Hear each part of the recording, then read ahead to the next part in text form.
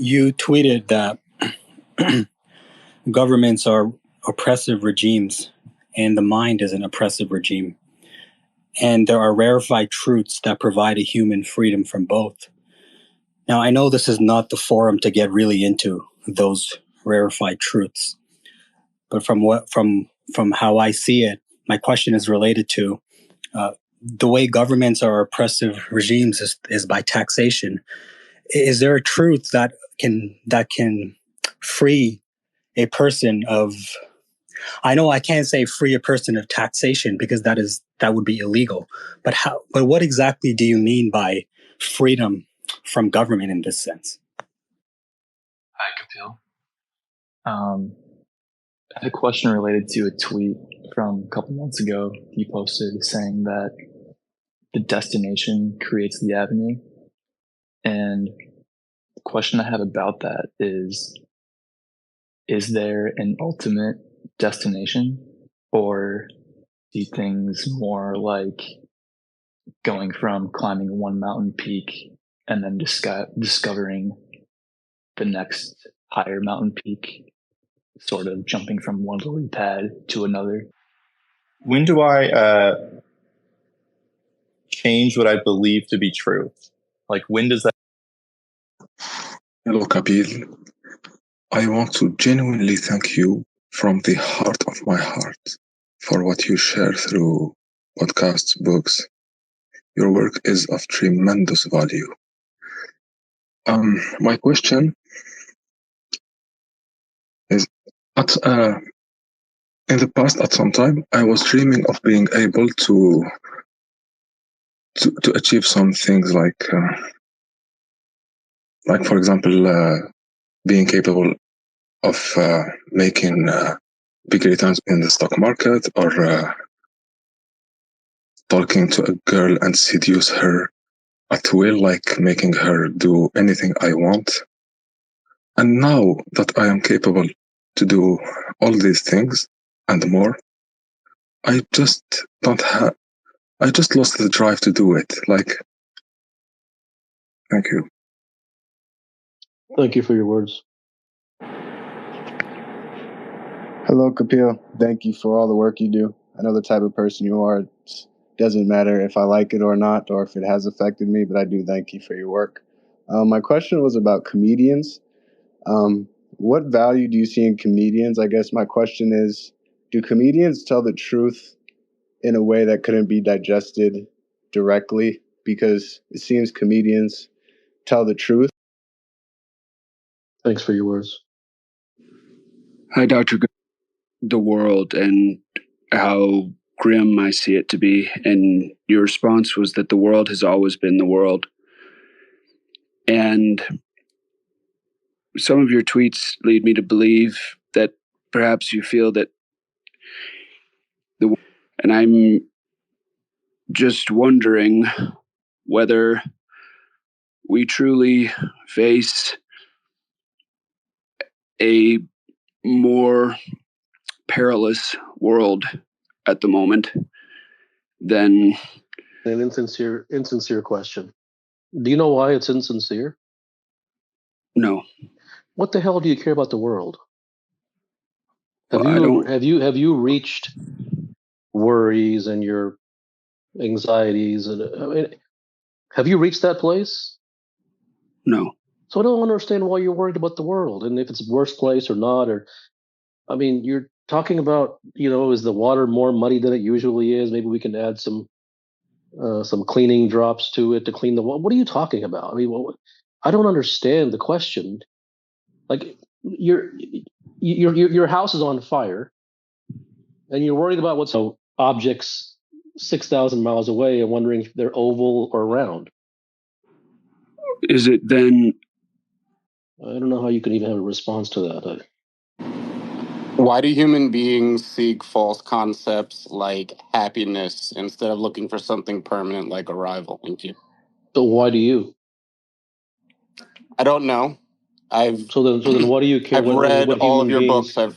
What do you care what human beings do and don't do? I mean, they're always, I don't know how human beings, what the quote human beings end quote, like it's you're not, You have your own life.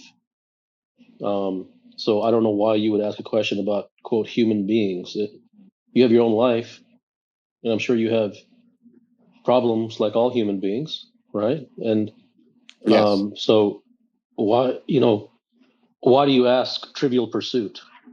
Why are you playing Monopoly over here? I mean, it's not a chess game. It's not a board game. This is not this is not like Comedy Row. Why do you care about human beings? It's your own life. That's where all your that's where all your problems are. That's where everyone's problems are. So every single human being is beset by an enormous number of problems, and they're avoiding all those by seeking the world and what does the world do and what are human beings and how can we all sing kumbaya. I mean, it's just this blinders. People like to wear blinders and just talk into a dark room to themselves about nonsense. I mean, talk about something. Ask them something relevant. I get. Hello, Kapil. My question is, when examining where like a certain fear comes from, for instance, like the fear of embarrassment or like public speaking. Hello, Kapil. Thank you for doing this. My question is, why is it that I am not serious? I mean, I become serious for a week or 15 days and then I return. I don't know what to do. Can you please guide me or say something to this? Well, no one's really serious. I mean, you're if we're not being serious. But I think the thing to note is that you you live in a world in which there's no value for seriousness. You live in a world in which you've essentially been congratulated for not being serious. So everything that's out there in the world, from the books to the gurus to the speakers to the whatever, everything is unserious. So why wouldn't you become that way? And quite frankly, the more serious that you become, the less avenues that you have available to you in the world. So the more isolated you're going to become, because there's a great amount of material that's available for unserious people, which is all for the masses, and that's created by the masses. I mean, the masses are the masses who consume, but the masses are also the masses who are the speakers and the gurus and the authors. They're all the masses too. They just talk from the other side of the desk, so to speak. So no one's serious because you've never been put in a position to be serious. Now, there's a DNA thing, and very, very, very few people who are serious are that way naturally. They're just kind of made that way.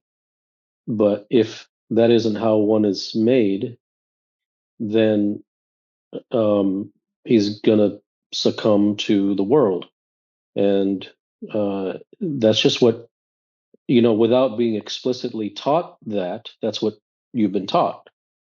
All your friends are unserious. All the members of your family are unserious. Every human being that you've ever met in your life is unserious. Every book that you've ever read is unserious.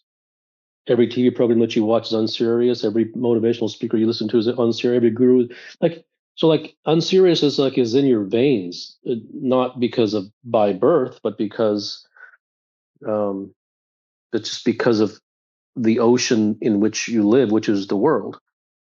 So your seriousness is appeased. It is when you ask an unserious question, you have 7 million people, all the gurus and authors line up to give you an unserious answer to your unserious question. So you've never been put in a position ever in your life to be serious. Why would you be? Unless there was something that you actually really desperately wanted, and for a small period of time or whatever it took, you actually became serious because you desperately wanted something, and therefore you sort of overcame that momentum of unseriousness, and then you drop back into your unseriousness again. But aside from that, you've that's what you've learned. That's all you know, and that's why there really isn't a blame for being that way. But while there is no blame, there is a price. Like you're not going to escape the price. You're going to pay for being unserious, and as you know, you're paying for it, and every human being is paying for it. Whatever things that they claim to want but are unserious about it, then they just kind of live in the misery and suffering of traditional domestic life. Um, with and it's one thing to live in sort of the pain and suffering of traditional domestic life if you know that you're going somewhere. But if you're not even going anywhere, you just have an endless number of more unserious books to read before you die, and you have an endless number of more unserious people to hear before you die, and you're not going anywhere. So there is no light at the end of the tunnel. It's just all tunnel. But at least you're beginning to realize, for yourself, which in itself is um, very, very rare, that you're not serious. And if you don't even understand that you're not serious, I mean, then there's really no opportunity anyways. But at the very least, you're beginning to realize that, which is, it's something that gives you a possibility at least. Otherwise, there would be no possibility. You make your audio less choppy. Hello, Kapil. Thank you for having me. My quick question is, I've heard you mention in the past how basically the fact that we all know that our lives will last or expect our lives to last very long, on the order of many years. Um, I believe you spoke a bit about how that is one of the main sort of sources of everyone being unserious about their lives. And I realized that in my own life, that is the case. I'm sure if I knew I was going to die in 1 month, every decision I make and every thought I had would be different. So I was wondering if you could elaborate on if I'm correct in that understanding. Thank you. Well, why do you want to know? What's the urgency? Well, I know that in my own life, personally, I expect to live, many more years. And if I were to know that I was going to die tomorrow, I feel like I would become more serious. What would you become more serious about? I guess everything. I would probably. One of the primary reasons why I don't think there's blame is because I don't think that seriousness is, or what happens is that there's never, it's one thing that if someone recognizes the futility of something, but then they just keep doing it, and that's what they want to do, that's fine. And there's nothing wrong with that. That's just fine. But it's something else if they don't recognize the futility of it. So, like, I think tension.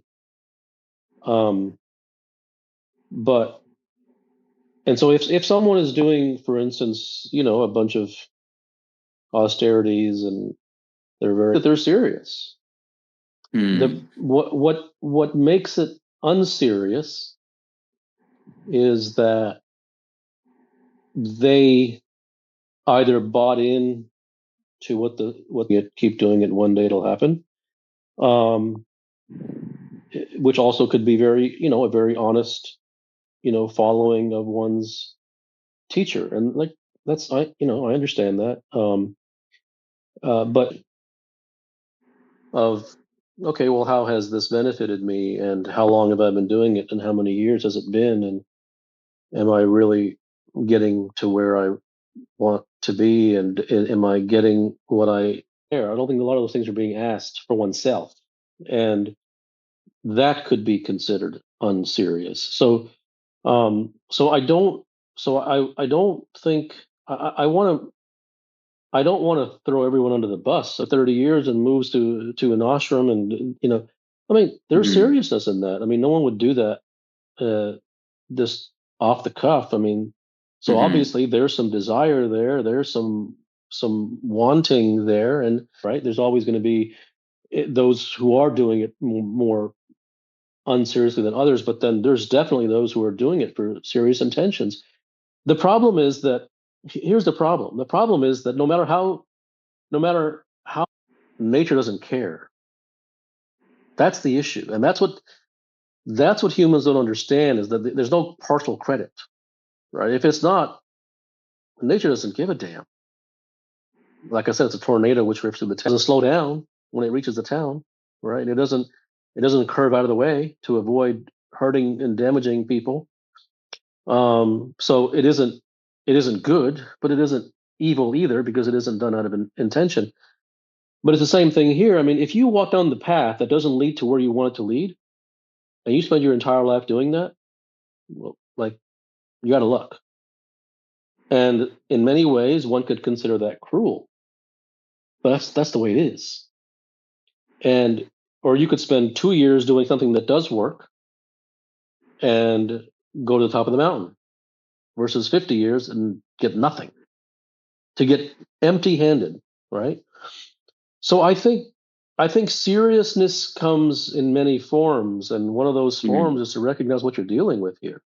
You're dealing with nature, who doesn't care about you. It doesn't care about your well-being. It doesn't care about hurting you. It doesn't care about helping you either.